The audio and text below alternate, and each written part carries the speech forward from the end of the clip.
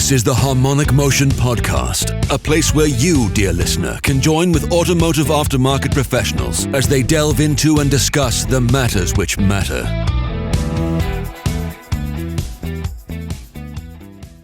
Welcome to this episode of the Technical Synchromesh, a sub-series of the Harmonic Motion Podcast. I'm completely delighted that we've assembled the Technical Topics training team in a room to have a conversation about upskilling, reskilling in the age of rapid technological change. It's a kind of subject that's close to our heart, and again, one that's probably close to Garage's heart. So we're going to kick the topic round a bit and maybe make some conclusions, draw some points, and definitely some vivid discussion on the subject. Before we kick off, I'm going to introduce the team. I'm going to start with Kev, and the guys are going to give you a brief introduction to their background before we start the conversation.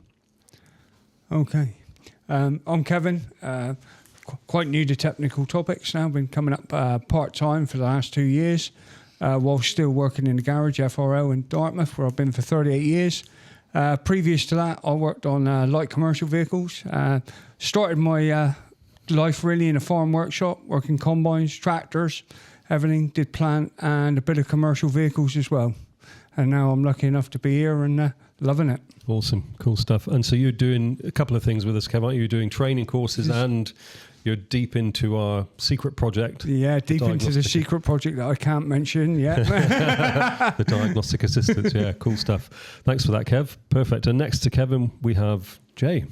Yeah, hi, yeah. Good to be here again, James. Thank you. My name's Jay Wheatley, and I started off my automotive journey, I suppose you call it, in the dealer network. Then I worked for myself for a bit, and I progressively went on to own a garage, which I turned into a German car specialist.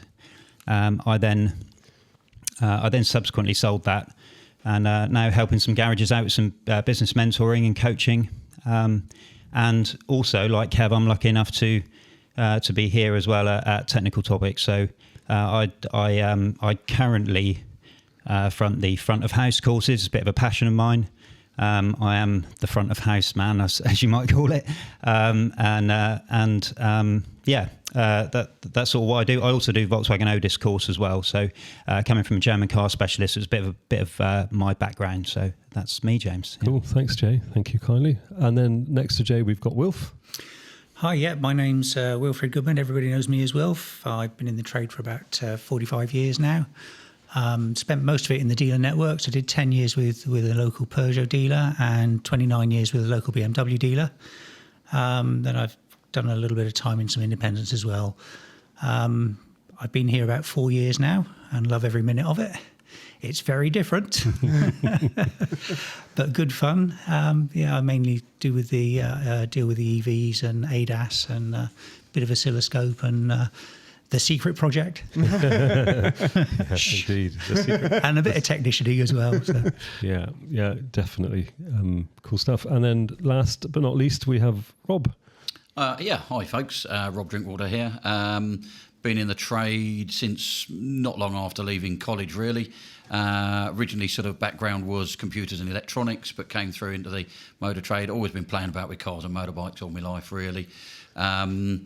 About 25 years ago, when I was working for another company, I was on the Bosch training courses as a trainee. They then invited me to come on board with them as a part-time trainer, contract trainer as they called us then. Did that for about 15, 16 years with them. During that time, I then also opened up my own garage business and still have a small garage business as well. The Bosch thing sort of came to an end some years ago, and then James and I teamed up around about 5 years ago now to develop tech topics even further than where it was already. So I've been here quite a few days each week for the last few years, doing lots of training with James, as well as fixing cars in my own workshop as well. So yeah, it's all good fun, and as the others have said, yeah, it's enjoyable. That's the main thing about it as well, and I think that tends to come across in the training that we provide as well. That the trainers enjoy what they're doing. They're not just doing another day of work sort of thing. Yeah, very true. We work quite hard at that emphasis, or I suppose you'd call it, we're going to deal with this a bit later, but a kind of culture of fun and of learning and of challenging environments and of I suppose, centric. At the heart of everything we kind of do is the client, so that they're getting what they need from their experience and their visit here at Technical Topics, and that probably comes above where we would say commercial considerations such as bums on seats or volume of training. Our focus is definitely on the quality of the outcome to make sure people, when they go back to work, really prosper in the subject that they've chosen to deal with us. And you guys are all critical in us achieving that. And the team assembled, we've probably not been in this format before, but the team assembled have got that vibe going on in their personality, in their outlook in life. And I guess, that's the culture. That's why there's a fit. We all kind of get on so well together and it works. That's probably a good distinguishing factor of a culture, which we're going to sort of cover here, because those cultures are actually quite critical in all businesses, that they work well. And in fact, you probably have all got experience, as I have, of being in a business that doesn't have a good culture. There are all sorts of issues and problems there, and I think as we go through the conversation, kind of culture is going to come up. So firstly, a formal thank you for all coming and joining in. I know it's a bit nerve-wracking sitting in on a podcast, being recorded and videoed, and then facing, conversation that you maybe don't know how it's going to go. But relax, you've all got huge experience in the subject matter and really positive views. And I'm hoping that we kind of kick around the subject and come up with some interesting perspectives and thoughts on the very subject that we're quite passionate about, training. And I was going to kick off the conversation then with our first question, which is, what are the most critical skills that need to be prioritised in upskilling and reskilling in today's rapidly changing technical environment? So we're kind of thinking, if you look at statistics and you think about people talking about the motor trade, it's the fastest advancing trade. There's more technological advances in terms of powertrains, in terms of networking, in terms of body systems. So with it, driving on at such a rate, what critical skills do people need to keep up with, really, to deliver awesome service to their own customers, I suppose? So we're going to open that to the floor. If anyone's got any thoughts about that. Well, I think, from what we're seeing, we started off, my boss bought ADAS several years back, really in its infancy. As you know, and I come here for training. We've seen it, really, it sat at the back of the shed for quite a few years, in all honesty, like unused. Even though the cars were coming in and you started hearing, I turn everything off when I get in the car. No, I don't want that done. Trying to get that across to the customer, just how advanced this vehicle is now that you're working on, and they just really can't get it. But we are seeing it now come out more and more, because garages are doing silly things like bumper repairs, where they're in the bumper. We're beginning to see wiring faults on them now, and all of a sudden you're beginning to get the other garages come to us and say, well, you've got that ADAS gear on you. So we're like dusting it off now, and it's now beginning to slowly pay for itself. Yeah. But it's a definite high level investment where we didn't see the use of it at the beginning, but now it's coming. Yeah, it's an interesting one, doesn't it? It reminds me of the proverb, to prepare for the flood while the tide is out, in terms of getting yourself set up, keyed up, geared up and trained up, ready for when the business starts to come. Because I suppose, the alternative prospect is that you don't do it, and then you start getting the work that you can't do, and you start disappointing customers. And I suppose there's probably a sweet spot of investment, and I'm kind of asked the question, because I know it's going to be one that is probably relevant, but when is the time to invest in equipment? And with the investment in equipment, does there come a point that you also must provision kind of training and a plan of implementation? What kind of happened in your place? You got it in there. In our place, yeah, we bought the rig. We bought it off of WOW. Got nothing to hide there. Yep. Been really chuffed with it. Really, we had 1 day's training where the guy come and was with us in the workshop, really, and he just trained us on his vehicle. You certainly learn a lot more after the fact. Yep. When you've got a customer's vehicle in there and you're trying to adjust the radar and the information is slightly wrong, and you're hours deep into this job, but you suddenly go, hang on a minute, I know what it is. Yeah. The two screws are opposite from what the information is saying. Yeah. So there's a lot of learning goes on the job. Yeah. I think we might probably, when I come on the ADAS course, you do learn, but there's nothing like the learning in front of you. Yeah. And the the information helps, but we've got to learn to challenge that information, because I've already learned that it is not always right. No. And that's the hard thing, really. Yeah. But I think you wouldn't have the confidence to challenge that if you hadn't had the training. Yeah, it's a good point. And I think it kind of smacks of some things that we tell guys that come on training is, the training that you're getting when you're here in the centre is going to equip you for the further learning that will happen in the workplace. So we're going to answer all the big questions. You don't know what you don't know when you come here. We're going to help you understand what you don't know. We're going to fill in a lot of those gaps of the things you don't know. But of course, when you get back to work to start to fix the cars, you're going to find new things that you don't know. And really having the confidence of the training to tackle those is a brilliant point there, really, Kev. Yeah. So the other garages then that haven't invested, you're kind of hoovering up work that they're missing out on. It's quite nice, really. Yeah, we try to build relationships with other garages. We don't advertise at all where I work, the other 50% of the time at all. It's all word of mouth.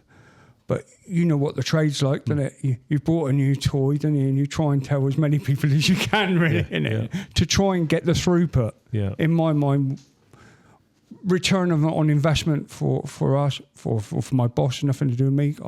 I've got no ties to the business other than I've worked there for 38 years. But for me, we need to earn that money back. Yeah.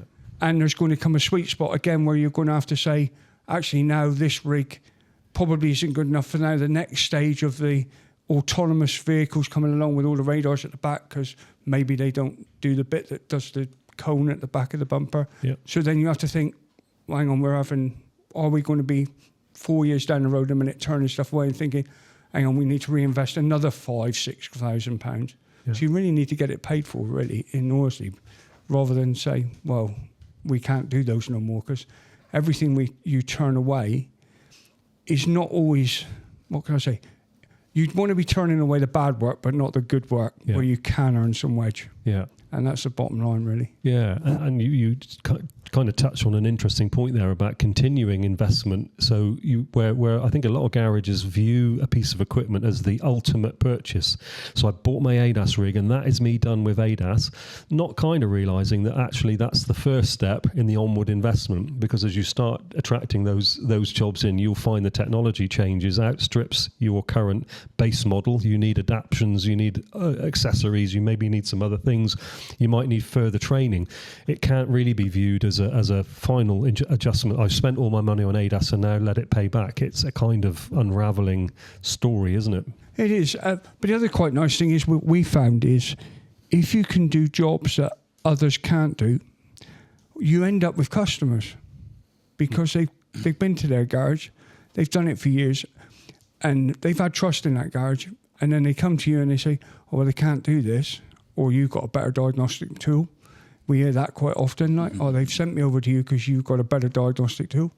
Okay, fine, lovely job. But when you do the job, if you treat them right and you get their trust, then you normally end up with a customer. I'm not saying every time, but I would say probably 60 to 70% of the time, they say, well, actually, I'll come here because you can do the job as a whole rather than parts of.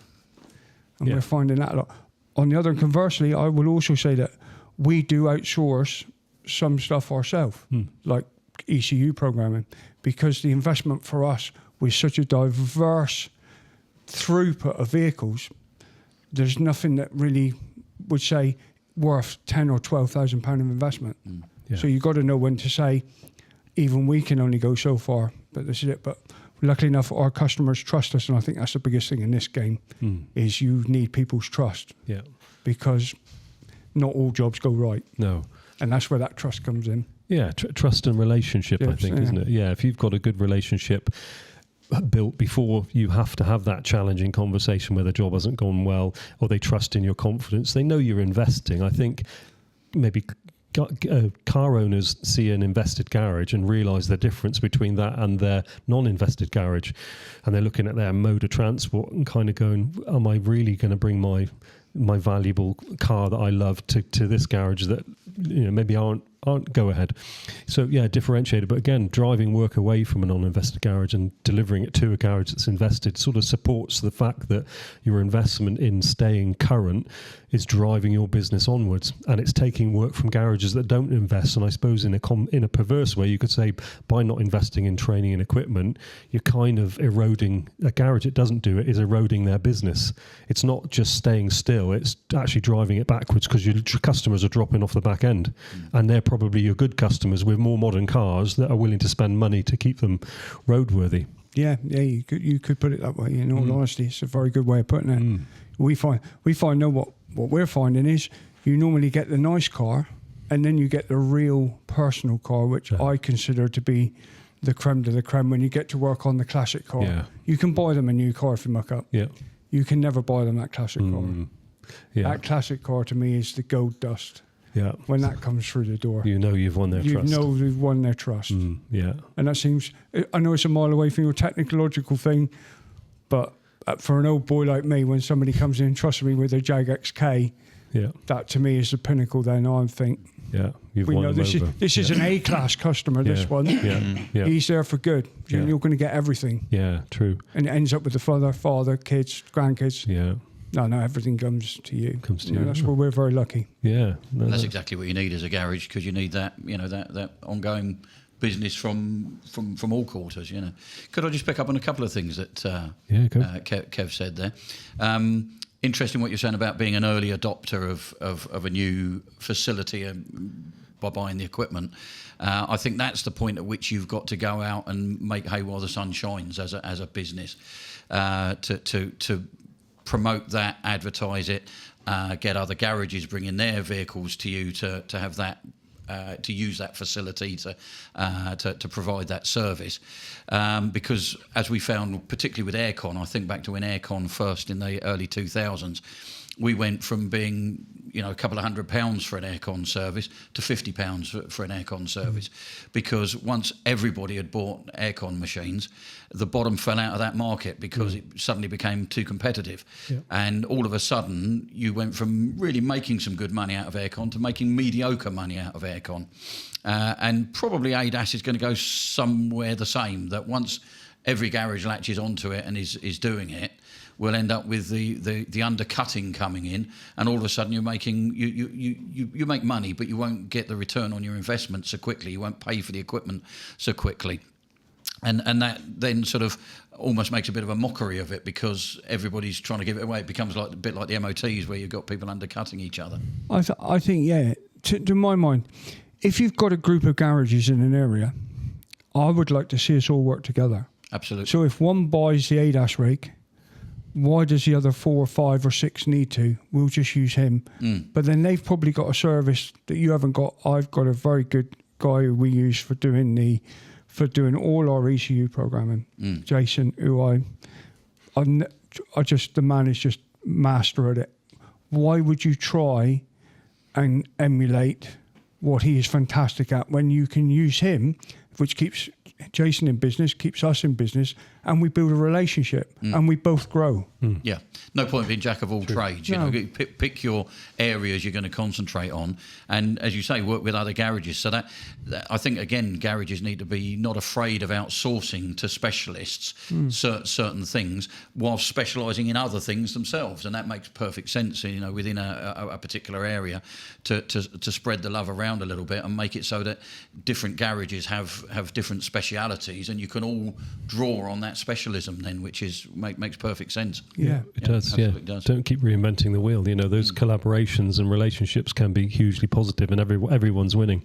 It kind of takes a growth mindset from all the garages and everyone in it to win. Collectively, not separately. So.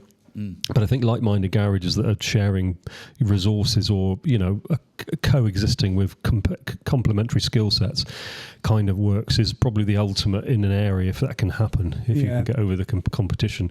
It can, so that's really quite cool. But a great point, Rob, about investing at the right time, because investing too early can also lead to a pretty poor return over the lifespan of the equipment. If you say most equipment's written down over 4 or 5 years is its financial lifespan, if you're in early like you were, Kev, you were at year 4 and it probably wasn't turning any money. So that's, loss, and then it started to come back. So there was a long tail on that dog.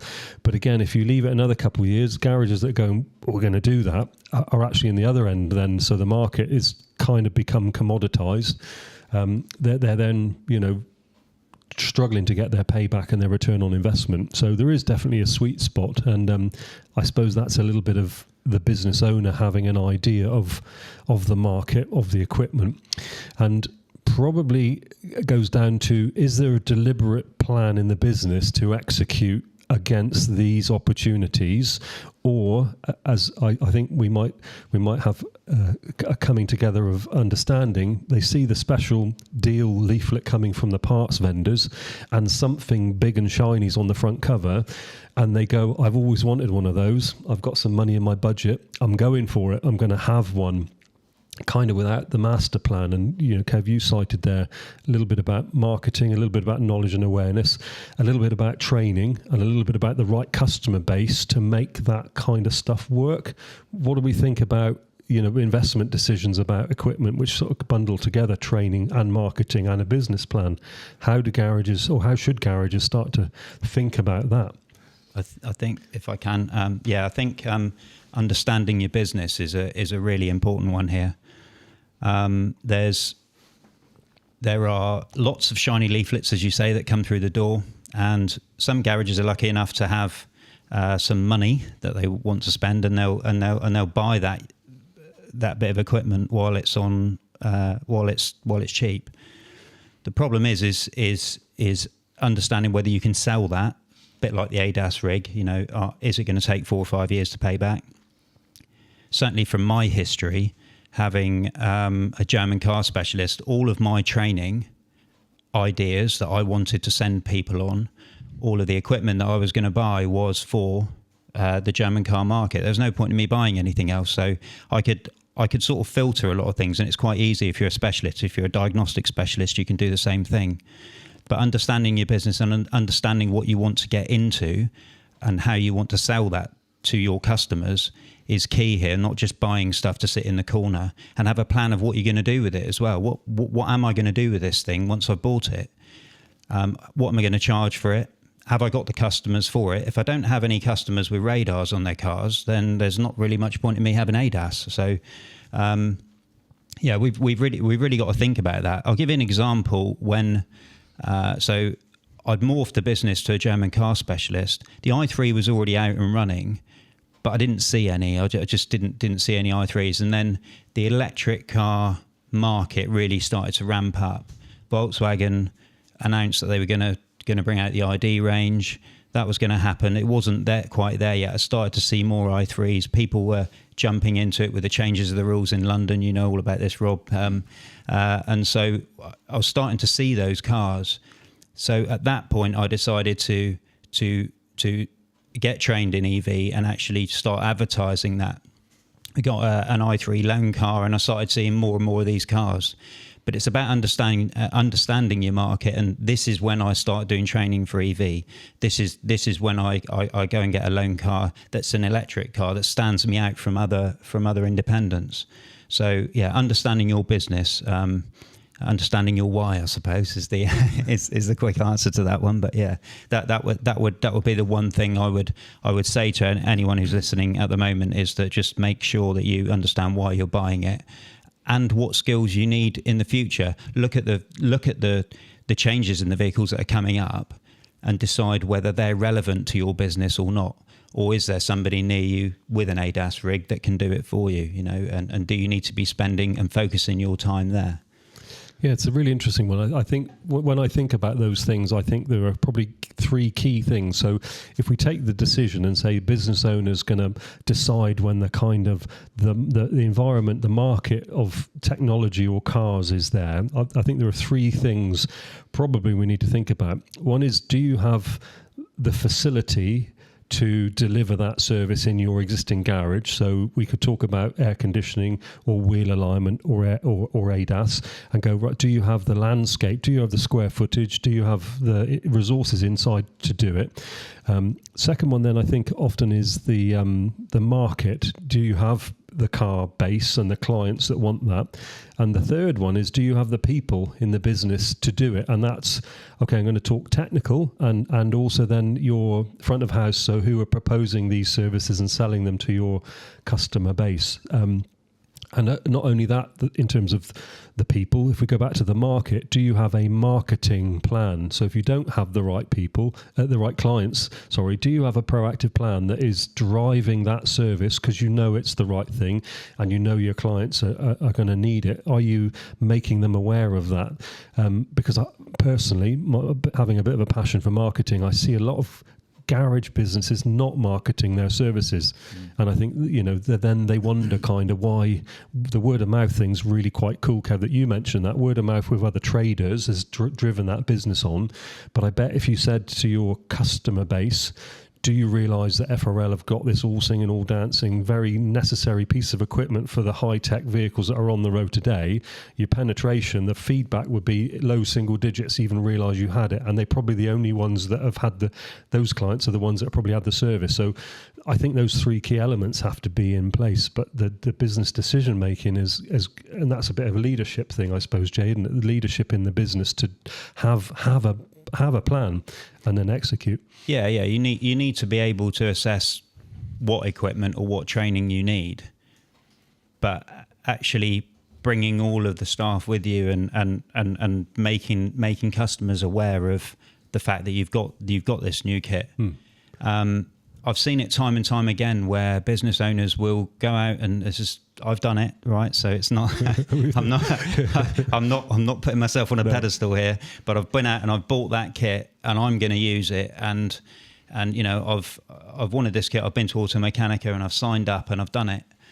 And then you go back and you don't explain it, particularly to front of house, and you don't, and nobody really knows what it does, and they don't know why it's there.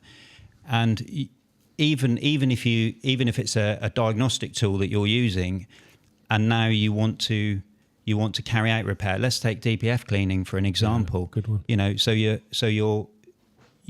You've diagnosed the car. You're going to sell them a DPF clean. So you go back to service advisor, and that's part of the fix. But they don't really know what they're selling. They don't really know what to tell the customer.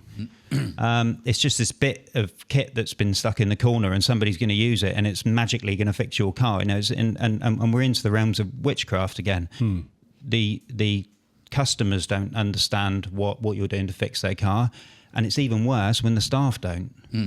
And we need to make sure garage management here. And we need to make sure that we're buying this stuff, we're investing in the training. But we're also joining up the dots back at the garage where people know that, oh, okay, these guys know how to do this stuff now. And they're going to explain to me in maybe basic terms, if you're talking about front of house, exactly what benefits this brings to the business. And we need to make sure that we do that at the same time. But, sort of leading into management, it's very easy. Most of us who have garages or got into garages came from a technician background, and it's very easy for us to think a lot of things in our mind and never voice it, and we do it all the time, and you just expect everyone else to know. You need to know what's going on in my head. Do you know, I came across something the other day that talked about over communication, and I think as a technician garage owner, if you're not being complained about as over communicating all of the things that are happening, you're not doing it correctly. You need to get pushback to say, you've told us that already. And I think what a lot of garages do is assume that everyone else, garage owners and technicians and the workshop and the front of house kind of assume that everyone else is on their wavelength. And I think that communication level has to be lifted. And one of the things that dropped into my mind there, Jay, was value proposition. So when you're buying your DPF cleaner, how does that make the garage stronger in their offer to the clientele? So technical capability, the boys and girls can do it in the workshop. The ability to sell it as a value-added service at the front of the house, and how that fits as making that garage a stronger supporter of mobility and transport provision or maintenance for the clients. Those things sort of have to come together, don't they? Yeah. To make that then more than just these separate elements. They have to be, I'm going to use the word synergy, that it's stronger than all the individual elements together as a team or as a unit. That delivers huge benefits and profitability. Yeah, it does. Yeah. I think there's there's quite often a huge problem when we buy this stuff and we don't make sure that everyone knows how to use it. And very often it also opens up another can of worms, because you might even realise, maybe not so much with a DPF cleaner, or maybe so, I don't know, but you buy this kit and then you realise that technicians aren't familiar with those systems either. So they're not even really sure how to diagnose the fault in the first place. You thought, hang on a minute, I'm trying to capitalise on all this work, and I've now opened up another can of worms where I need to do some training elsewhere.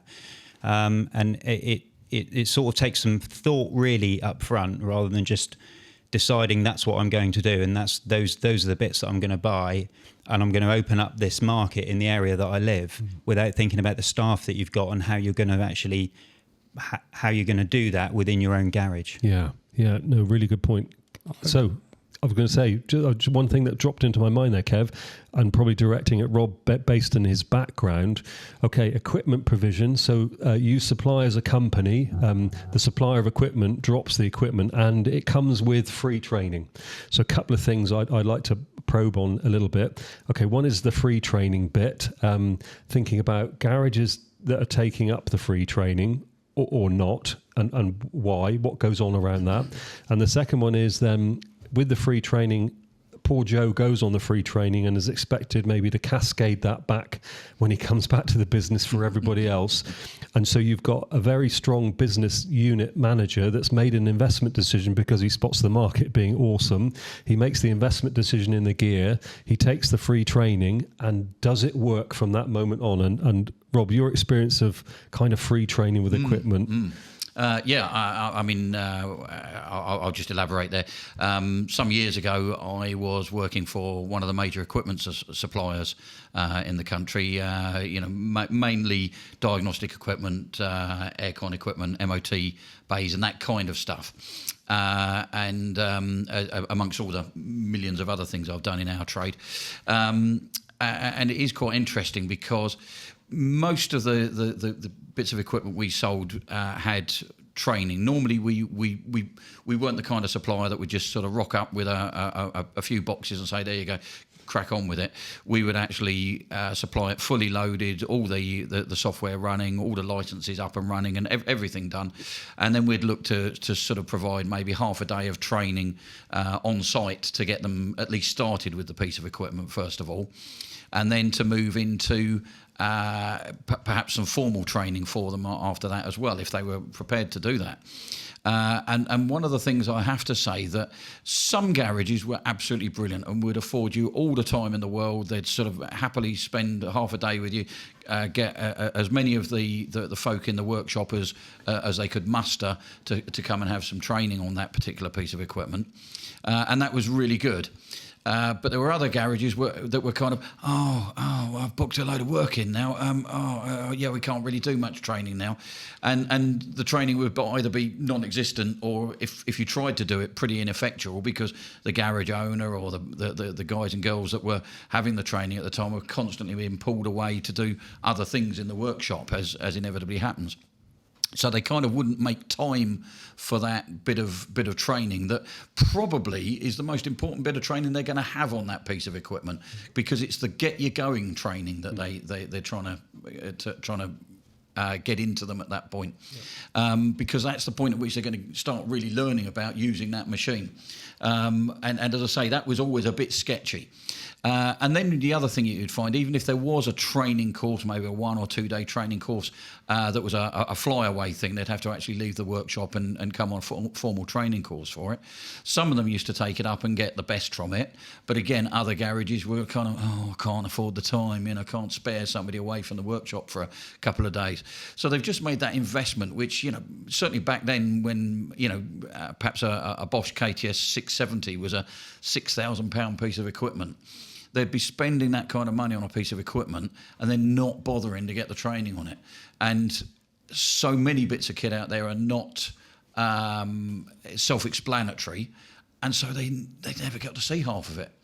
And even now we get people coming here. We're using the KTS in here.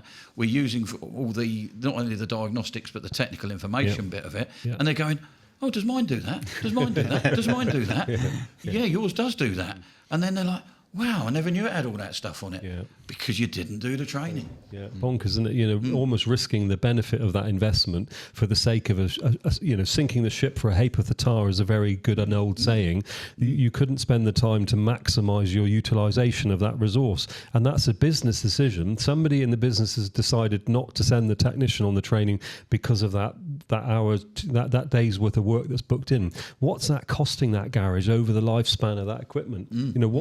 What is the negative non-payback for skipping that 2-day training course? And I think it's often easy when you're under pressure in the workshop to go, we won't go on that training because we've got a day's worth of work booked in for that character, but not seeing the bigger picture. I guess that's quite easy.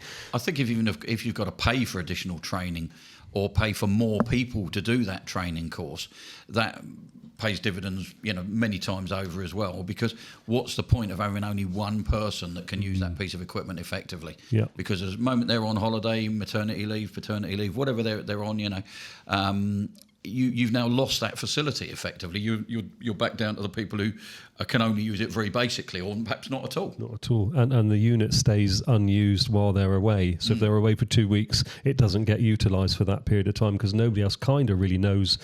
Fred was the expert. He's not here. We've got to leave it for him to come back. And I know, no names, no patrols, but that's happened recently with people in the room, having that conversation about you don't really know how to do it when you're not here, and that's crazy, really. One of the things about investments in equipment and training, it comes off against your profit. So the money you're investing in your business, you don't pay corporation tax on, and you're actually winning. The investment's actually costing you less than the pound note value you're spending. Second thing is that's actually an enabler in your business to generate more profit. So it can be viewed as a wise investment in equipment and training. Training doesn't actually cost you. It's a contribution towards the profit machine, and it's tax deductible. So it's kind of short-sighted to not send somebody away because you've got work in. You've got to think about future sacrifice. You made an interesting point. I'm going to come to Wilf a second. On-site quality training, and no names, no patrols, Wilf, but I know you had some on-site training in a role previous here where equipment supplier turned up. Could you share that story? Well, yes, he turned up with this piece of equipment and he set it up after a fashion, and then he tried to demonstrate it and then realised that the car he was trying to demonstrate it on didn't have the technology on board to be able to demonstrate the piece of equipment. So then spent a long time describing what the equipment might do if the car had the right equipment on it.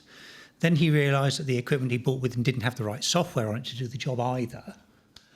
It was just a catalogue of horrors, to be perfectly honest. So the equipment had already been bought, and that was all the training that was offered. Yeah. And at the time, when we mentioned it, it was actually a piece of ADAS equipment. When we asked him whether that was all the training, he said yes. Well, I obviously spent a little time here, and I knew there was an ADAS qualification. I said, well, what about the ADAS qualification? Oh, there isn't one. Now, this is from a leading equipment manufacturer with a very expensive piece of equipment who is completely out of his depth. He had no idea what the equipment did, how it worked, what he needed, what level of training was required in order to be able to deliver it, and the fact that when you were delivering that service to your customers, you needed to be qualified to do it in order to be able to satisfy the requirements of the insurance industry, and possibly keeping yourselves out of some legal hot water as well if things went wrong. There are so many levels that this is all wrong at the moment. Yeah.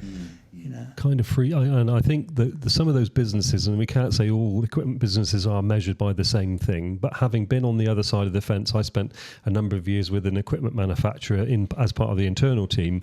Whenever the training becomes free, internally, to justify resource resourcing it becomes ever more difficult.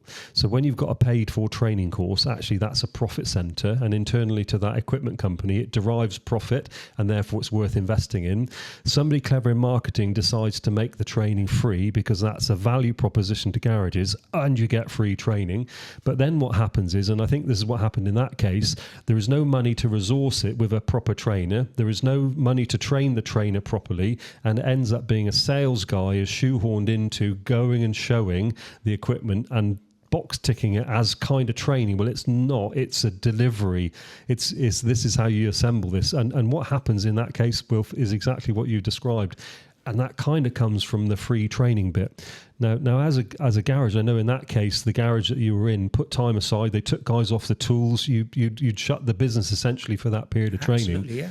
and got really, really poor service. So, you know, it is a shame. And I think equipment companies probably need to take a look at being more confident in their product offer and realizing that training is probably one of the key ingredients in profit enabling, in delivering that equipment.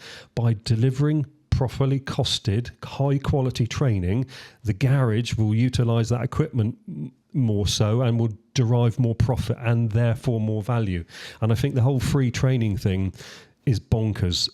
I think subsidized training and free training compromises quality wherever you look at it, because if you go back to the commercial proposition, kind of nobody's paying for it, kind of nobody's getting a value for it, kind of the quality slips because of that, and you end up in a situation kind of as you'd got there, really, Wilf, which was terrible. Rob, you also said something else about on-site training. It's something we get pulled up on quite a bit, and it sort of goes to really, I think, back to Jay's point about investing in your garage business and making a decision to provision some time for training. One of the ideal situations as a garage owner seems often to be one of the, I suppose, criteria where we wouldn't send somebody on training is travel, is nights away and is going somewhere, and they automatically kind of consider that to overcome those big objections, we'll do the training on site. So can you come here and run the training? And you described quite succinctly there some of the issues that you get with on-site training. In your experience of on-site training, what kind of things go wrong? And then what kind of things can go right, or what would be required to make on-site training a success from a garage's perspective, but also from the delivery of training? What would you need to have in place to even consider being able to host on-site training as a garage business, would you say? Good point, because for all the reasons you've said there, some people don't want to travel. Some garages feel they might get better value out of having several of their members of staff trained at the same time, rather than with on-site training, rather than sending them away to a training centre. I can categorically say that training during opening hours simply doesn't work. End of. You might get some training better than others on a day when the garage is open, but inevitably the phone's ringing, the doorbell's pinging, and just constantly there are interruptions. Realistically, from experience, on-site training tends to work when it's done at weekends when the garage is closed, maybe, or evenings. Or even some garages that I've done some on-site training in where they close for the day or for 2 days, and they actually just all come on the training program, the training course, and they actually just sacrifice two days of the of opening for on-site training to work. So it can work if you're very committed as a garage owner, as a business, to making it work. But those garages that just think, well, okay, we can put, Fred and Joe on that bit of training whilst we're still open, inevitably there are interruptions and so on. So in general, it is a generalisation, because, some garages do make it work. Yep. On-site training tends not to work unless the garage is so committed to it, it's actually done outside working hours. Yeah, or they're closing the business. In terms of what does a garage need if they're going to go, right, do you know what, on-site training, we're thinking that's the way to go. What what kind of things don't they think about? I'm thinking, I'm probably leading on a bit, but do you need, let's say if you're training in the summer, that's not so bad, but when you get to September through to about March, how comfortable is training in a workshop from a comfort levels, heating, a good light, somewhere to sit, a desk to put your stuff on. What I think my experience of having delivered on-site training also is some of the fluff that seems to exist in a training centre, like desks and heating, tend to be forgotten about. You end up in a workshop with everyone. Now they're not working, they're not moving, they're not keeping warm. They're stood there on one leg, shivering and bivering and concentrating more on how not to die of hypothermia than the finer points of leading edge slope triggers on the speakoscope. There are some things that seem to be just forgotten about, and come and do some on-site training, thinking that we've got 4 walls and a roof, that's enough. That's what I think. As well as the points you made, the garage has got to shut. There can be no interruptions, but you also have to have facilities in place. And I would kind of say you need a room. You need a room that's not outside. You need an inside room catered for with enough space, a big screen, TV, heaters, air conditioning, somewhere to sit down. And unless you've really got that, I think as a minimum standard, you're not going to get the advantage of on-site training that you hoped. It's going to be compromised, and you probably would be better sending fewer people to an away training centre, because the I suppose knowledge absorption is going to be higher on those people. Absolutely. The facilities that you can enjoy in a proper training centre tend not to exist in most garages. Again, we've got some garages out there who have committed to training and have put in training rooms and have deliberately set out to be able to do training within their organisation, whether it's their own internal training or whether they get people in to do training for them. But those garages are few and far between, frankly. They're the exception rather than the rule. And again, whenever I've done on-site training, I normally actually give them a list of criteria before we'll even entertain doing the training. We don't just sort of say yes. We have a list of criteria that need to be met in order to carry out training. And normally that puts them very close to being a training centre by the time we have those requirements in place. Because there is a reason that we've got that. We don't have that because we just want it. It's kind of necessary, isn't it, to the delivery? It's conducive to the learning environment. When people are comfortable and they're warm enough but not too warm. They're fed and watered correctly. We've heard of people going on training courses where they're not providing refreshments, or they're charging for refreshments.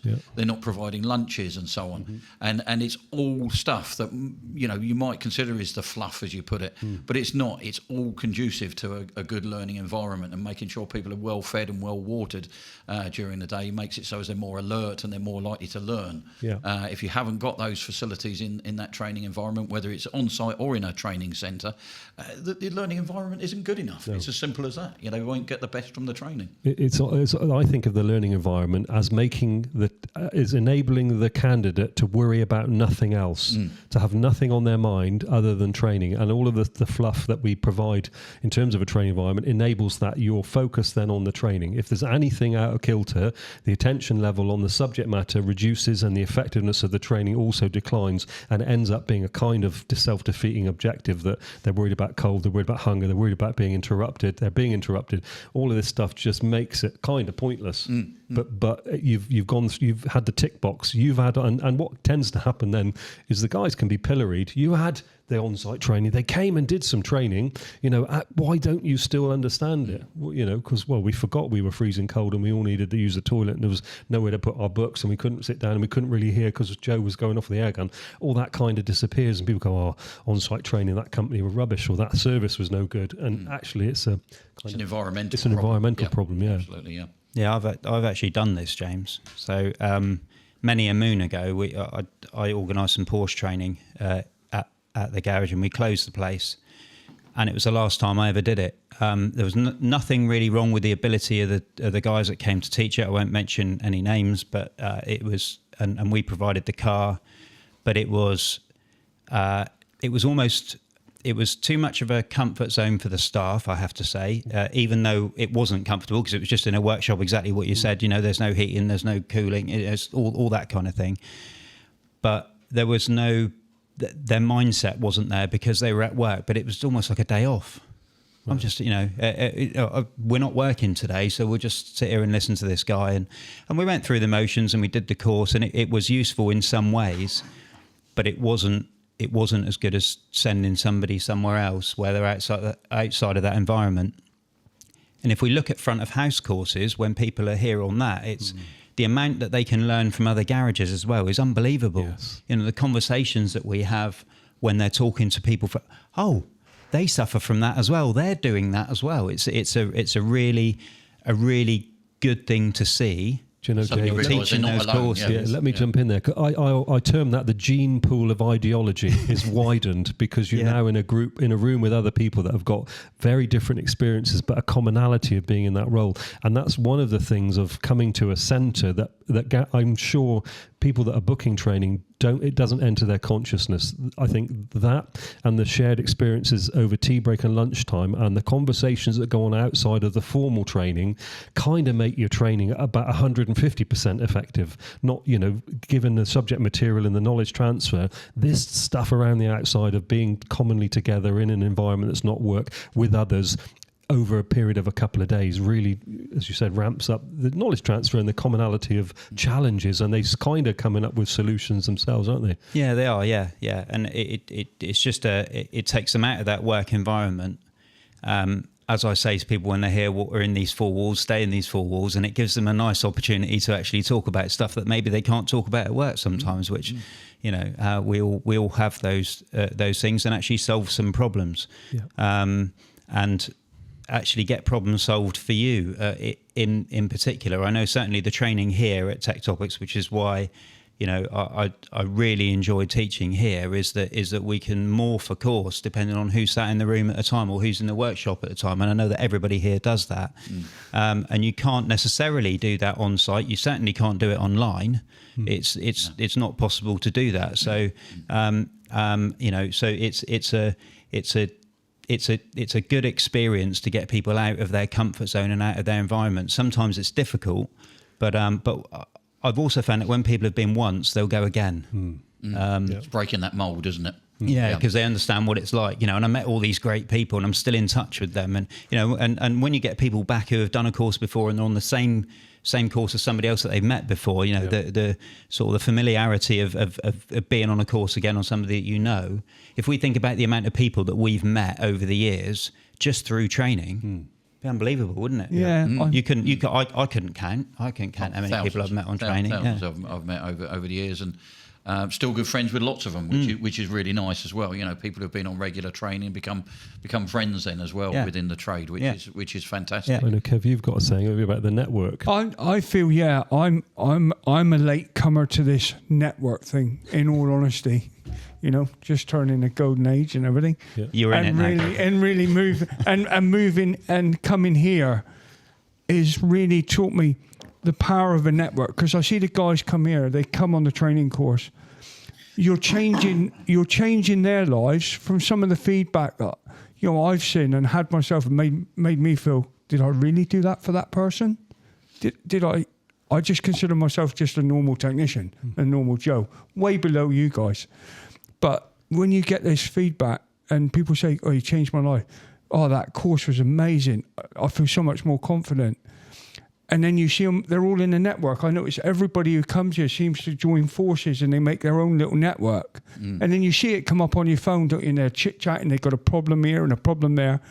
And they're working together as a team. Although they work in different areas. Set into the country, could even be in different countries. Well, we've just had Australians here, haven't we, for weeks. Yeah.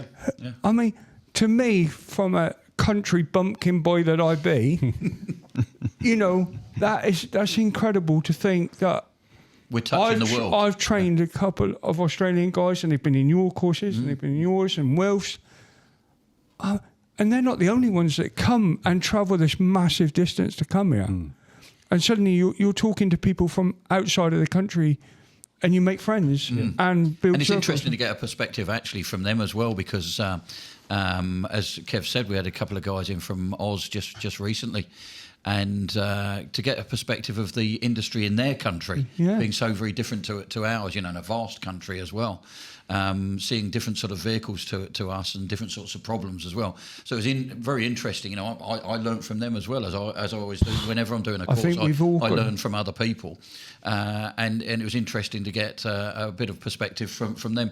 We had a guy in from Germany who actually was a dealer technician, came from Germany just a few weeks ago for training with us.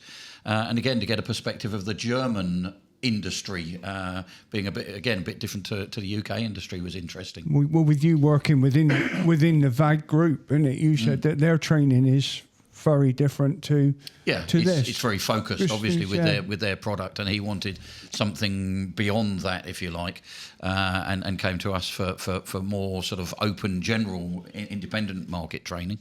It was very interesting to sort of hear what he was saying about their market. So it's always good to get that broader perspective. It's kind of interesting also, I think, to see the commonalities that they're also facing the same kind of issues. They've got the same problems, some different problems. Some different problems. I never knew of the light bulb moments till I've seen them lately. I really have. Of the light bulb. You talked about it when I was first initially here, and I really didn't get that concept. In all honesty, I couldn't understand what you were on about.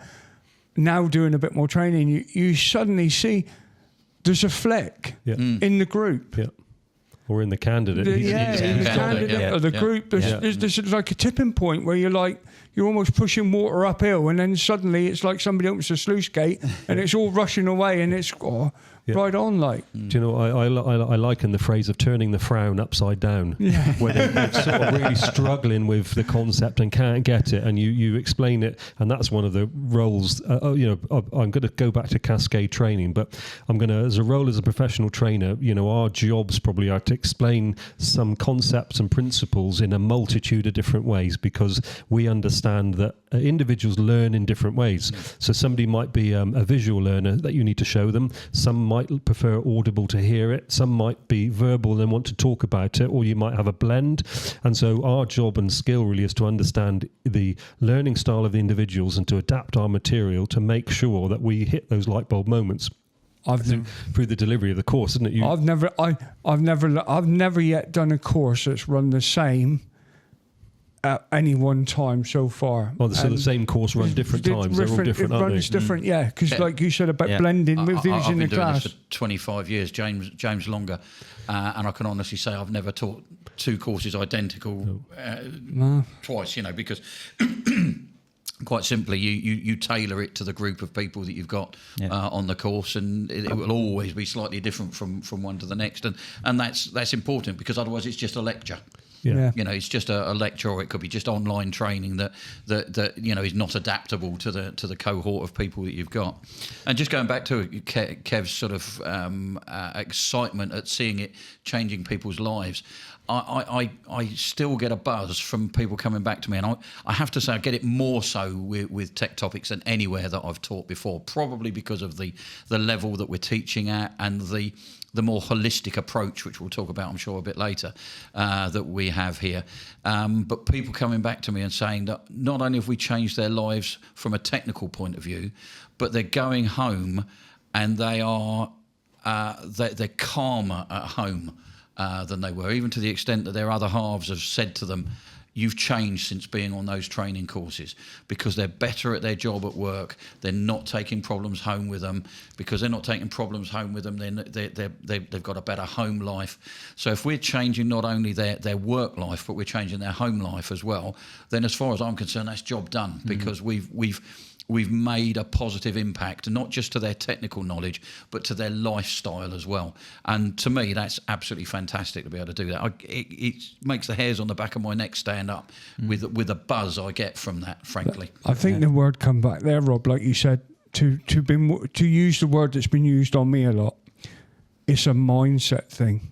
I had quite a closed mind, and I realised that until having the group here and being able to be part of this and seeing what goes on in the background and goes into this place, and it's colossal.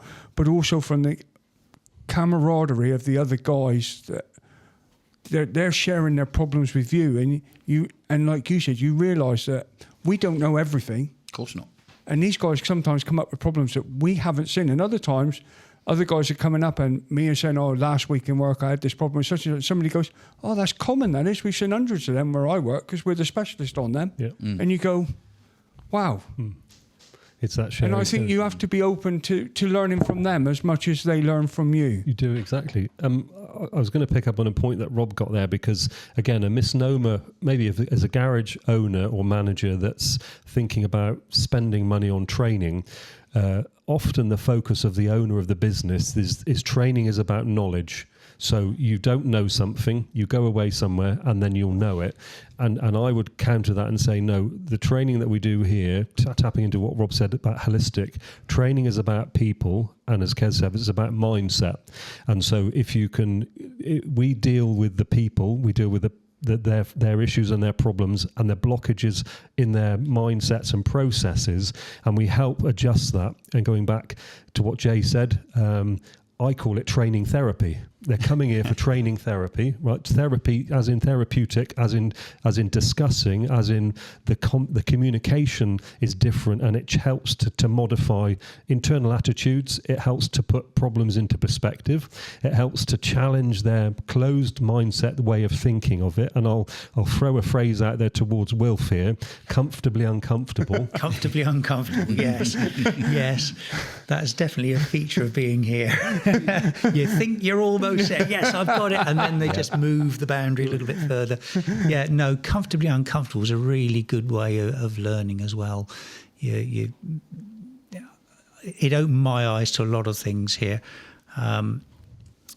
It's freed me up from what was a very formulaic way of being trained, because one thing you suddenly find when you've been in the networks as long as I was is that it is incredibly formulaic, and it's built around a warranty system. And you don't go into deep concepts. So you end up not understanding things fully. What you understand is, with this symptom and this fault code, and under these circumstances, it will be this fault, it will be this component that's faulty. Replace it. Not the reason why this component is faulty. So you do get into a rut that you don't realise you're in until you walk into a place like this, and all of a sudden, oh my God. Because I thought I was going to walk into this, having spent a long time at the, doing most of the top-end diagnostics in BMW. I thought I was going to walk into this and it was going to be a breeze. Oh. Well, I don't think that ever happened here. It doesn't. It doesn't. No. Yeah, no, that was a big misconception on my point of view, because we were quite sniffy about Fred in the shed and, think they can fix anything. And some of these boys can fix anything and they know their stuff. And oh my God, was I out of my depth. Yeah. Yeah, there's a very, very different way of looking at things here. The holistic approach is incredibly successful. And yes, getting the feedback from people, and not just the people that have been on the training courses, but their partners coming back and saying, it's made such a difference. It's quite extraordinary. There is a huge difference here. It's really interesting to think about as a training established, as an organisation. I don't know what we would call ourselves, but looking after people's development, personal development, about how we become involved with their other half. And, we are known to them and they're known to us, because it's all about, Fred and Pete and Joe and John's experience here, that it has mapped, as Rob said, we've had those experiences of that you've changed this man's outlook on life. You've changed his perspective about work, and that's reflected positively in the way he's interacting with me and the kids. And actually, thumbs up, didn't realise, again, they're thinking of training as a knowledge transfer, and we're going, no, this is people therapy, this is a change in perspective, this is enabling them to have critical thinking skills and problem solving. And okay, there's a knowledge transfer that goes on inside of that, but that's probably the minor perspective. We're enabling people to do things differently in their life from that moment forward, and that investment in training is paying back every single day since they've had it. And you think a training course is expensive, you get payback on it every day until you die. How expensive would it be not to have had that training and not to have that benefit of that knowledge for all those days until you see the lawnmower from the wrong side? It's just it's unbelievably beneficial to the investment, the kind of investment and the payback, and that people therapy and that change of perspective. But yeah, comfortably uncomfortable is one of those mantras that we live by, that if you're comfortable, you probably aren't learning. Absolutely. Yeah. If you're comfortable, you're doing the same old. Yeah. That's the thing. And you've got to change something if you want to know more. Yeah. And the first thing we try to change is actually people's psyche, and not only just about learning, but the way they attack each job on an individual basis. Yeah. In terms of the psychology of diagnosis, if you like. Yeah. Psychology of diagnosis and the psychology of not letting it affect you, because I think there's a lot of elevated levels of stress in garage land, and particularly frustrations if you don't have training, you don't have the equipment, you don't have a boss that kind of understands what's involved. Maybe your garage is disjointed, that front of house and the back of house are in silos and they're working against each other, not together. People in jobs that aren't mellifluous, that aren't joined up together, that are working towards maybe the culture of the business, delivering excellence in maintenance and service for car owners, tend to pull away from each other, tend to be in silos, tend to be kind of negative about each other.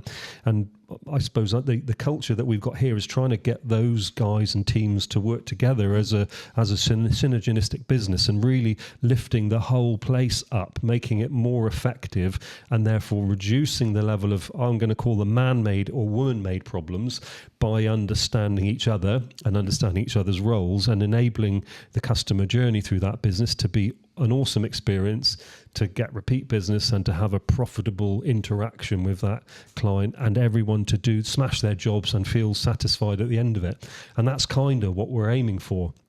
And that probably ought to be the strap line. It's too long for a strap line, but that's the emphasis of what we're trying to go at, the holistic approach, which is why, again, with Jay's help and support, we've identified, and we've known for a long time, that the technical training can be perfect, but it goes a bit wider, and we have to map across other elements of business, garage business, to make it work. And which is why the front of house training became one of the things that we were working on for this year, is to get that up and running, to make to try and overcome those silos of the individuals in their business, to make it more holistic. And that's kind of working. I don't know, Jay, I'm going to float the idea that I'm kind of surprised it hasn't gone a bit better.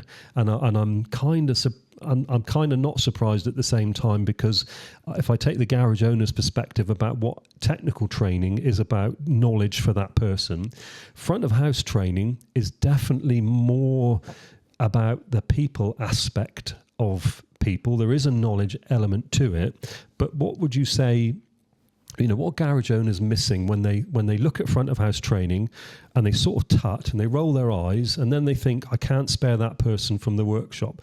What kind of things could we encourage a garage owner to think about in terms of mindset change, about what symptoms maybe are exhibiting at work that indicate they might need some front of house help and support, would you say? Yeah, there's a couple of issues here. One is that I don't personally believe, and coming from an independent as well, I know this, even though I always put a lot of importance on front of house, but I don't think a lot of garages do put importance on front of house. And some garages even think it's just someone to answer the phones and actually fill the gaps while I'm not talking to the customers. That's what the boss thinks. And if you've got good front of house, you will never ever look back. And the problems they solve are just having that time to be able to either run the business, or if you're a Diag person, and a lot of the people listening will be Diag people, to be able to carry out that Diag, and to not be bothered with the front of house and let the front of house deal with the customers. As technicians, please don't take offence, everyone, but most of us aren't that good with customers, or we don't have time for it, or we get frustrated by it. You're asking me that question again. I don't want to hear that question again. And if you've got good front of house, you won't be bothered by that, because they will deal with that. Front of house can understand the technical side of the job that they need to understand without being over technical. One of the faults of technicians, I sound like I don't like technicians. I am one, everyone. I am. Yeah, one of the faults of technicians is that they get over technical with customers, and sometimes customers don't need to know that. A good front of house won't do that, and they'll deal with the customer in that customer way that you want them to deal with. And you'll morph from that customer asking for you every day of the week, oh, is Jay there? I want to speak to Jay. And they'll bypass service reception to a point at which they never ask for you anymore. They ask for the front of house because that's the person that they want to speak to. And I think it's sort of understanding that I want to get there, because if you're in a situation where either you haven't had front of house or you've never had them, you haven't had them or you've never had one that can do the job well, maybe from lack of training, maybe because they were just sort of a square peg in a round hole maybe. But if you haven't had that experience, it's really difficult to know what you're missing out on. And when you do get that, it's like liquid gold. It really is, just having a good front of house and having all those jobs taken off of you, having all of those little questions, those phone calls, all of those things, and give you time to either run the business if that's the kind of person you are, or doing some of your Diag if that's the kind of person you are. And a lot of technicians are that. They've come from being a Diag person and now they're running a business and they're having to do it all. And their day goes from 8 hours to, what should we say, guys, 15? I don't know. 7 days, yeah. Yeah. I think the key thing about front of house as well is to consider that good front of house can make a business, but bad front of house can break a business. Mm-hmm. You might have the best technical workshop out there, but unless you've got good front of house, that workshop is a no-go area, because it just can't work, because the contact with the end user, the customer, the people that pay the bills, pay for you to be there ultimately, that link is missing. And once that link is missing, your business is doomed, frankly. And unfortunately, it goes back to holistic. We were talking about holistic training earlier on. Running a holistic business is so important, because one of the key things I ask at the beginning of all of our Diag Tech programs and Master Tech programs is, how many of you guys actually feel that your front of house and your workshop are almost like two different entities, like two different businesses, almost working against each other? And I would say probably a good 80% of guys end up saying to me, yeah, I think we are kind of working against each other. And that's a problem for any business, because if your business is not a holistic business, you have this situation where your front of house is kind of making promises that the workshop can't keep, and probably vice versa as well. And so you end up with this, they're each tugging in opposite directions and leading to a real problem for your business. So really, and it almost comes full circle back to what we were talking about at the very beginning about having a new piece of equipment, but not being able to sell the facility because nobody really knows about it, including front of house. Yeah. So if you are going to offer facilities, the front of house need to know how to sell it, but of course the workshop need to know how to do it as well. And I've always worked on the premise of within any business that you should under promise and over deliver. In other words, the front of house shouldn't be delivering or creating promises or making promises that the workshop can't keep. And as I say, vice versa as well. So it is a holistic approach, and that includes training for front of house as well as for workshop technicians as well. Can I challenge you on that, Jay? Because they only need to answer 2 questions. How much is it going to be and how long is it going to take? Yeah, the two magic. Yeah, questions. Right. Yeah. Thanks for that, Kev. Cool. I just sort of throw that one in there, because that's the question that where I work we hear a lot, and it's happening more now with the financial crisis. How long is this going to bloody well take? Oh, sorry. And how much is this going to be? Yep. So here's the challenge of your challenge. How are the team in the garage that you work in? How have they been coached or trained in dealing with those questions? Or if you could have an idea then to say what would you hope to help them deal with those in a positive way from the workshop? So if we look from the back of house to the front of house, how would you enable them to do that bit better? What do you think they could? Now you're challenging me because I challenged them, aren't you? You are now, and you turn the table around now to that open mindset. I can't alter anything where I work. No. It's not my garage. It's somebody else's way. Hypothetically. But hypothetically, I think having worked here, my ideas have changed from being a technician being here, being around the group of us, your ideas change, and I can see why Jay is needed so much in this role of bringing on the front. I'd never really put any emphasis on front of house because I've always worked within what I would call is a family unit. Where I work is we're like a massive family. Yeah. Yeah. You know, me and the boss argue like husband and wife almost. In fact, we spend more time together than we spend with our partners. Yeah. So, you know, in reality, over the 38 years we've been together, and we work together well. He gravitates to some, I gravitate to, and the business works. Now working here, I have always undervalued the front of house, and that's fair. That's the best way I can put it. Yeah. Never. You just think, like Jay said, we think of them as people answering the phone. They're in between us and the customer.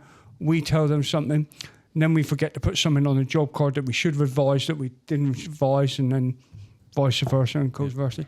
So I think I'm learning with my new openness and a change of direction.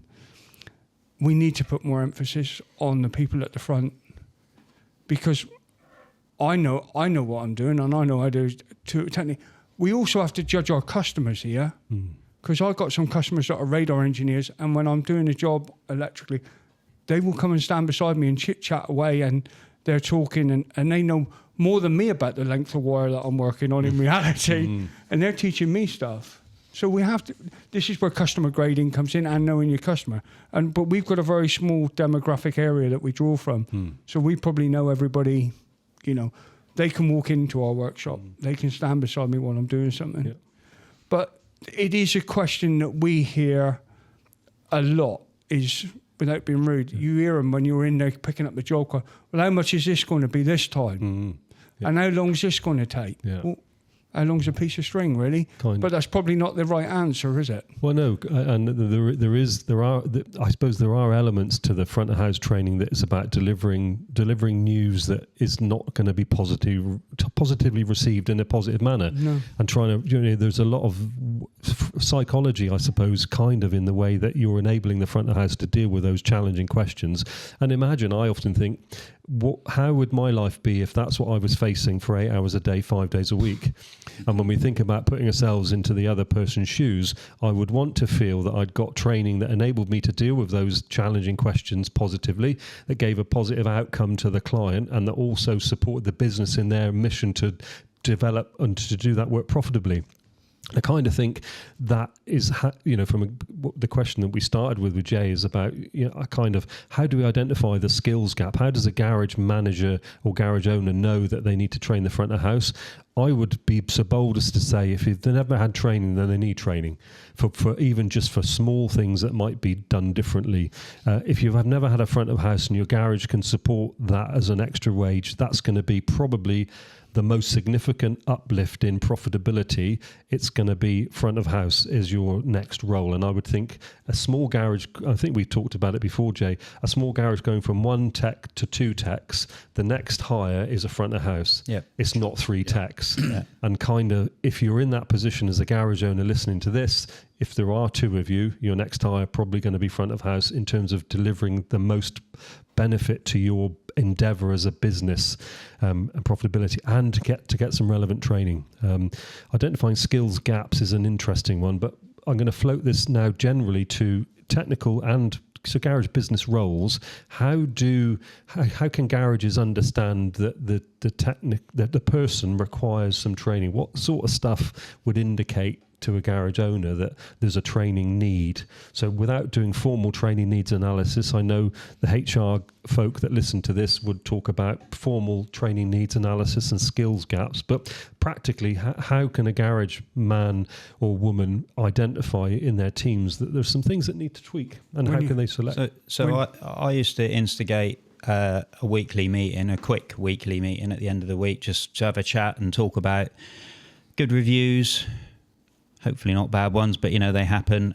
Things that went right, things that went wrong in the week, and the things that went wrong. The the guys would all come up with maybe something that didn't go quite right that week, and then we'd assess why that went wrong. And sometimes it is that job took ages because we didn't have this tool. That job took ages because I didn't know what I was doing. I didn't have the right technical information. I didn't have this. There was no information got from that came through from front of house, or there wasn't the correct information. So how do we change that? Do we change the way we talk to people, the questions that we ask? So from that, sometimes the staff will actually request the training themselves, or rather it comes up in a conversation where they say, look, this is the gap. Right, okay, then who's going on it? Oh, right, okay. And they all look at each other. Somebody says, all right, I'll do it. But sort of, I suppose, getting the team to understand that there's a gap, and getting the team to realise that by solving this problem, we're not going to have that issue again. Lack of training causes a massive morale problem in the garage, not just with the workshop, but with the front of house. When the workshop don't know what they're doing on certain things, I'm not saying everybody's like that, but you get tied up in a job that you're not really sure what's going on, and the front of house then sort of lose a bit of faith in the workshop and think that what's going on here? I've got to talk to this person. And you get that disjointedness, and that's where some of that can happen. And then people go home at night thinking, I don't like this job anymore because it's just depressing. Everything's going wrong. So and then that affects their home life as well. Comes back to what we were saying earlier on. Their home life. And going back to your question, James, the little meetings would make people bring those subjects up. Oh, I hated that day because this went wrong. But then you can try and identify why that went wrong, and how we solve that problem. Yeah. So finding pinch points in either processes or jobs, is a great way of doing it. Yeah. What proportion of garages do you think do those sort of wash-up meetings of? I know. So we positively encourage it here with the techs that come on training that are in programs. We positively encourage them to review the wins and the losses. So where jobs went well, where jobs didn't go quite so well, identifying the things that were root causes of either positive outcomes or negative outcomes, and addressing that, because it's kind of the diagnostic process, root cause analysis. Yeah. So you've got something that didn't go well. What was the root cause? And we talk about the 5 whys. So diving into that, we'll show that. Has anybody else got any thoughts about maybe ways that garages can do that, or what they might, symptomatic reasons they might start to dig into? So kind of jobs going a bit pear-shaped. Who's responsible for doing the analysis, I suppose? I've seen some garages quite successfully have a sort of like a running chart on the wall of jobs that have challenged them, perhaps a whiteboard on the wall or a chalkboard or whatever, and they actually write down jobs that have challenged them as a workshop, not necessarily just as individuals, but certainly as a workshop. And then see if there's commonalities. See if they've got a common problem with common rail diesels, or understanding a particular technology or a particular type of car even, and then use that to build a plan of training needs analysis, if you like, at that point as well. Yep. It's very difficult because at the end of the day, none of us know what we don't know. So it's very difficult to go to someone and say to them, okay, what do you want training on? Because none of us know what we need training on until we run into that need for training. So it's an almost impossible task to actually have a tick box saying, what do you know about this? What do you know about that? So generally it's one of those things where you've actually got to keep an eye as a workshop, as a business owner, as an individual even, on what you don't know, because you don't know what you don't know until you bump into it. And that's probably it, capturing those moments you bump into it because it gave you difficulty, and flagging that as a job, and then trying to, I suppose what you're saying, Rob, is from that drop out really the specifics of why that challenged you and cite that as a reason for training. Spot on. Yeah. Yeah, cool side. I'm just going to jump in. There's a really good point there. Rob said, you don't know what you don't know till you don't know it. One of my favourite fun things to do with the chat GPT is to ask it what it doesn't know about. It's an awesome. If you ever at a loose end and you want to spend 20 minutes, ask the AI what it doesn't know about. Sorry, Wilf, it was just relevant at that point. No, it's interesting. You're talking about identifying needs. One of the things the networks often do is repeat repair. Yes. They look at repeat repairs. Cool. Excuse me. And and they try and work out why they're getting repeat repairs all the time and whether there's any commonality in that. And it's quite interesting what that can reveal, because it doesn't necessarily just show a shortfall in technical knowledge or technical ability, but it also shows that quite often what comes from the front desk isn't right. Mm. Yeah. Where you get somebody on the front desk who says, oh yeah, I know what this is. And then what he sends to the workshop is his diagnosis of the customer's problem. Yeah. And it's got nothing whatever to do with the customer's problem or the vehicle's problem. Don't get me started on that. So very common when you've got a technician on the front desk. Diagnosed in the in reception. Yeah. I think this is where it's so important for any garage to question their customer very accurately. And again, this comes from good front of house training, and not just training but procedures as well. So in other words, having a questionnaire that's viable, usable by everybody in the in reception, to ensure that they are asking the right questions of the customer, so that the right information gets handed through to the workshop. I mean, anybody who uses Odis and were to use DIS reports correctly would know that the way a DIS report works is you actually take the customer's own words and type them into the DIS report. You don't try and reword it or rephrase anything that the customer says. If the customer says it sounds like a parrot squawking under the bonnet, that's what you put in the report, because it's then absolutely to the customer's word. And I think we kind of need to avoid that. It's a little bit like in the workshop, trying to avoid that bias, that almost pre-diagnosing it before it comes in the workshop. Yeah, which happens a lot as a specialist. People do it all the time. Oh, I know what that is. On a shortcut. Yeah, all of a sudden it's... And you might have got the silver bullet. You might have got it absolutely bob on right.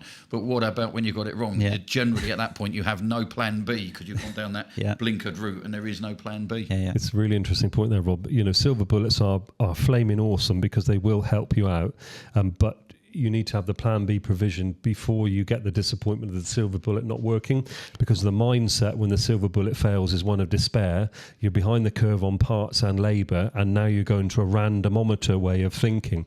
And I think that's kind of the way we phrase that sometimes in the technical training, is form a plan of diagnosis with several steps in it, and understand that your step may be unsuccessful, and then what are you doing before you actually get involved. I think a lot of garages fail because they're trying to dynamically problem solve. They haven't had a plan up front, which then turns into a bit of a tailspin, and then you end up panic fixing, which never works well. And clients in the office, and you still haven't got it done. And oh my God, steam's coming off everyone's heads in the business. It's kind of negative. It kind of brings us back to the mindset thing again, though, doesn't it? That psychology of diagnostics. That if you're going in with a silver bullet and you're expecting that to be it, if you've only got that, there's no plan B. No. Whereas if you've got your plan already made out and you've got that psychology that we teach in there, you've got a plan B and C and D and E as well along the line before you start. If I could take this back to what you were saying about finding gaps in your knowledge. Yes.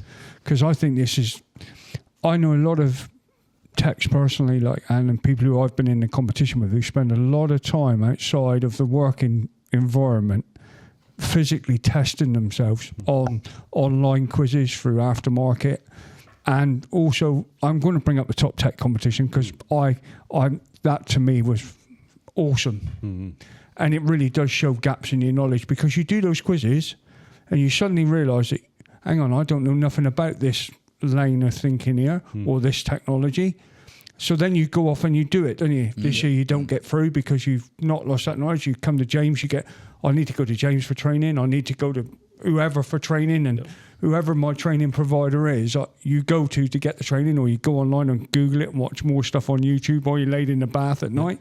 That's just a personal thing, but... Thanks for sharing that. We needed, frankly, Kev, but there we go. Most of my training done in the bath. In the iPad, watching something on YouTube. Didn't need to go there, Kev. It's true, though. It's what you do. I think this brings in another very important thing, though, of being bothered. Being bothered to learn more. Because we see a lot of guys that that sort of almost come out of college and learn very little more other than what they kind of just gather as they work on the vehicles. And this is very important about being bothered to put yourself out and learn more. It's a really good point, Rob. I'm going to ask you what the definition of fully trained is, because you hear it in jobs. In our industry, there isn't one. No. Okay, so you see jobs, or you see adverts for technicians are fully trained.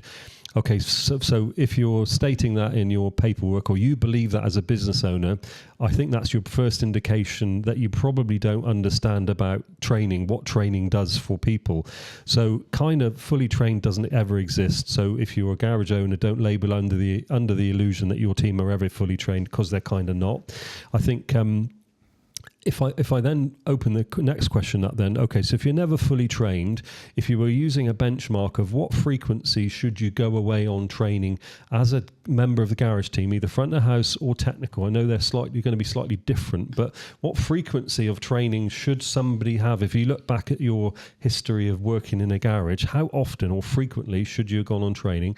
And what kind of volume of training would you think is reasonable if we take people and garages aside, go a vanilla front of house kind of role and a vanilla kind of technical role? What frequency of training would you say is reasonable to enable that person to do their job to the best of their ability?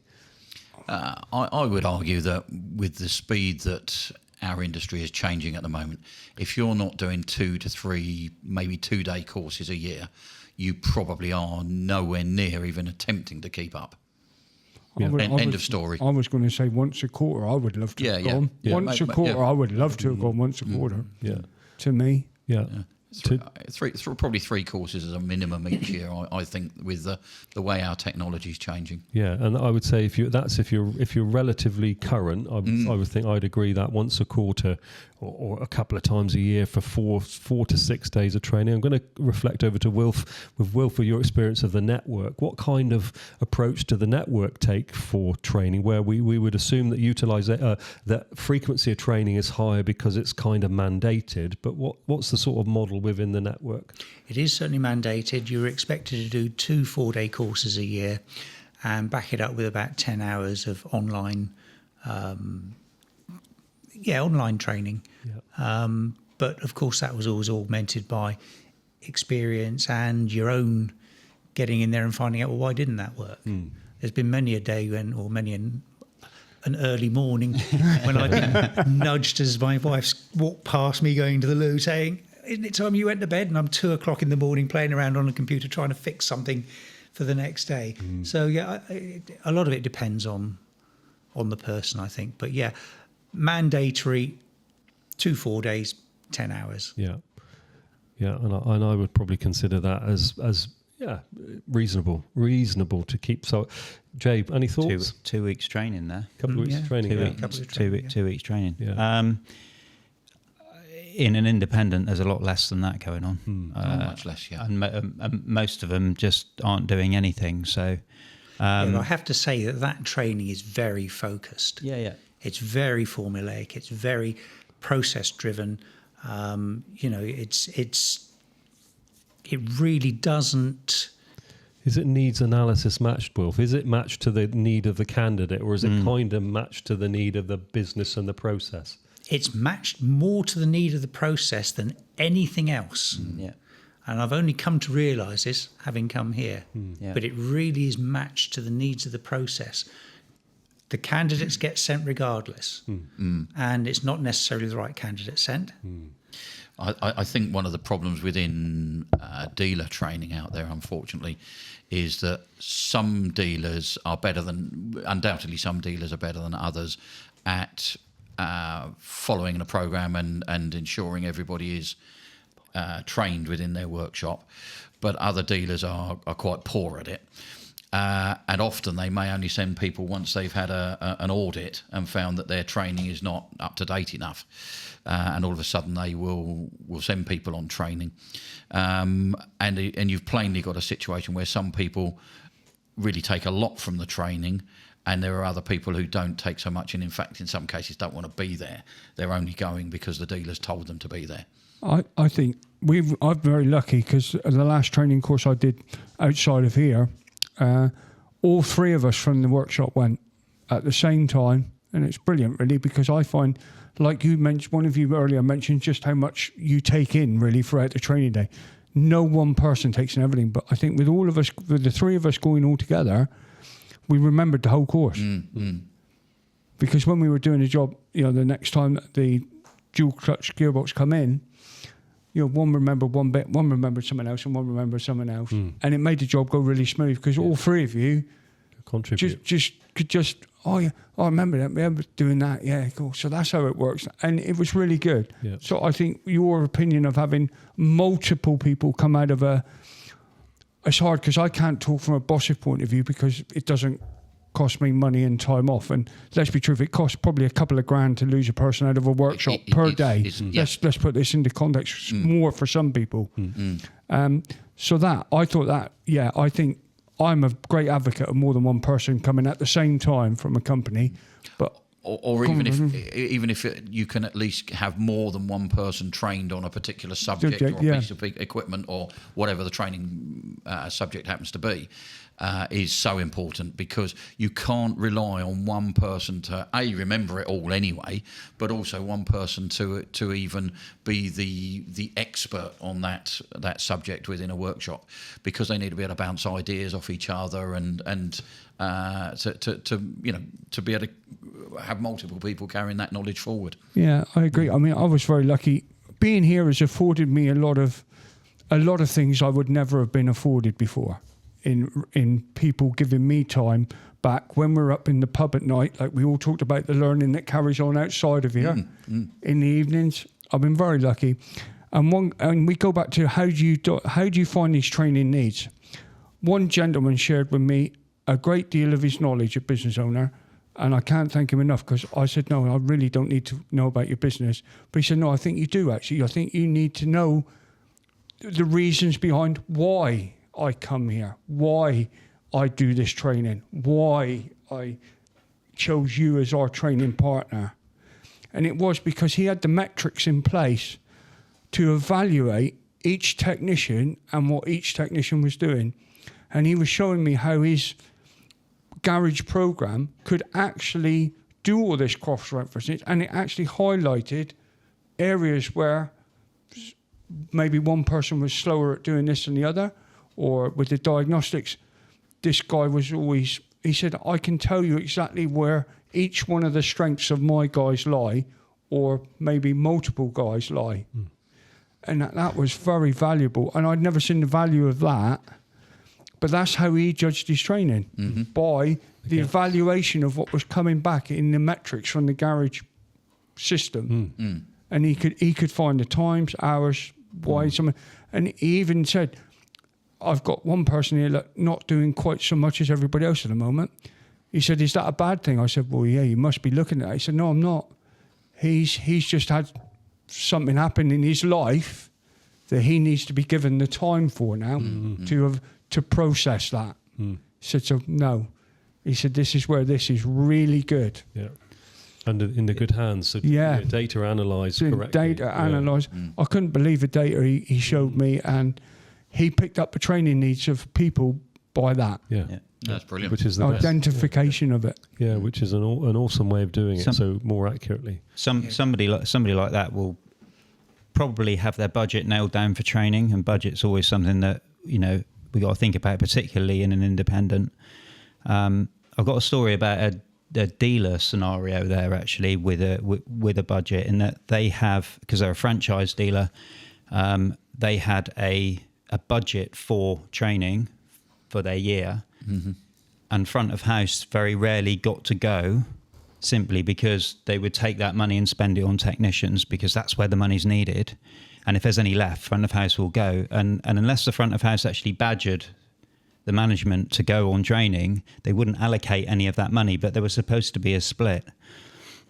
And I think in an independent, when we're looking at, well, this is how much money I've got for training this year, we do need to think about, what about the team, and where do I need? And you might choose to spend it in one area or another. That's obviously, it's someone's business; they can do what they want. But I think you need to think about the team, joining up the team. When we were talking earlier on about morale in the team, and the the join up between front of house and the workshop to be able to make sure that you allocate some funds to all of your business and how you want to push the business forward.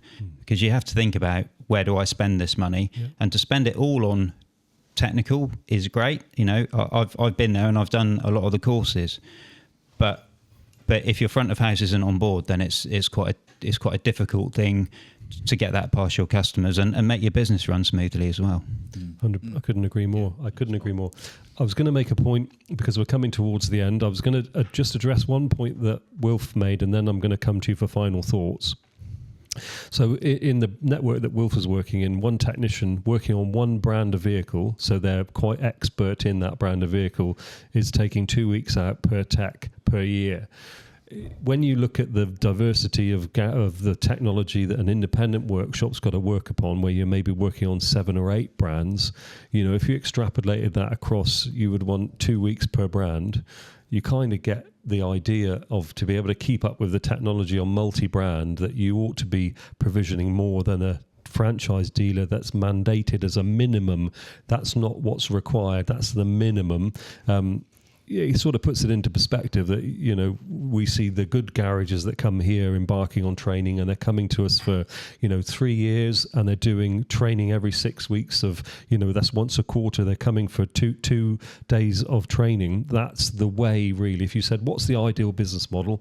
Yeah, pick your technicians, get them on a 3-year plan, provision for them to be away every 6 weeks for a couple of days. That is the gold kind of standard for the independent aftermarket. I'm going to open that up to you to address in your final thoughts, but I'm also going to come to you then for final thoughts on the wider position of training, and maybe what, if you got a garage owner that was listening, or a technician that's listening about developing themselves, or front of house that's listening, kind of advice that you would share as the I'm going to put, because we're all kind of older, as the friendly uncle.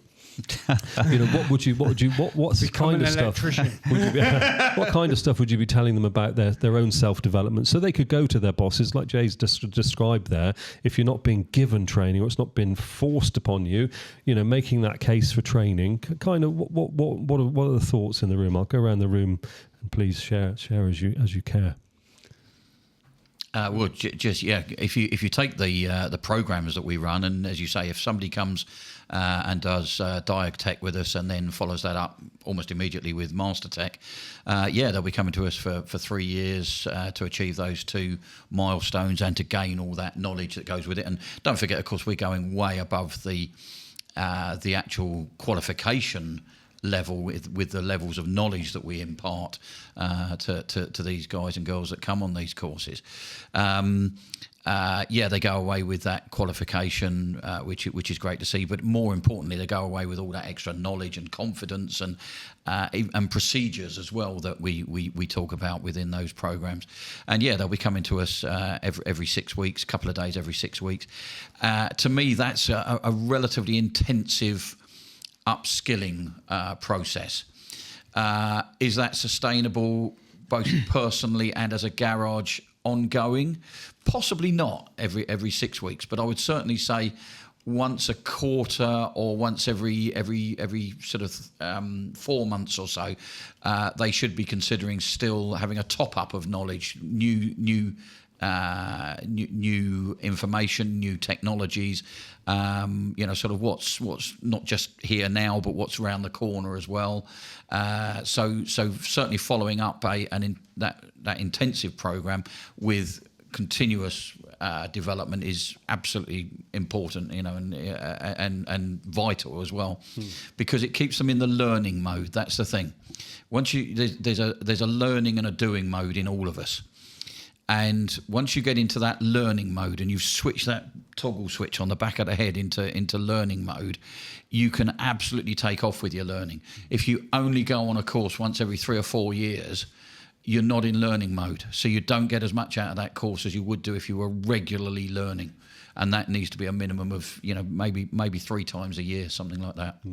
Yeah, to switch in, because as we said, a lot of the learning happens in the workplace. And if you're in that frame of mind of inquisitiveness and of recognizing an issue and of trying to turn that into a learning mode, I think the learning, being in a learning frame of mind is then perpetuated by everything you see as a challenge or an issue. You learn from it and you grow. And I think that's it, Rob. That toggle switch enables that escalation. So our skill up program of that two courses over 3 years really gets you in the groove of doing it awesomely well. But then you're switched into a learning mode where you will fly. You will just continue to grow. Yeah, that's the more you learn, the more you learn. Want to learn. Yeah, absolutely. Cool stuff. Uncle Wilf, what would you suggest? Don't underrate what laughingly get called the soft skills. Things like communication skills, critical thinking skills. These are really, really important things. If you've got those skills nailed, they're going to help in every other aspect of your working life. And another one would be learn about your equipment. Many of us own equipment that we don't know how to use.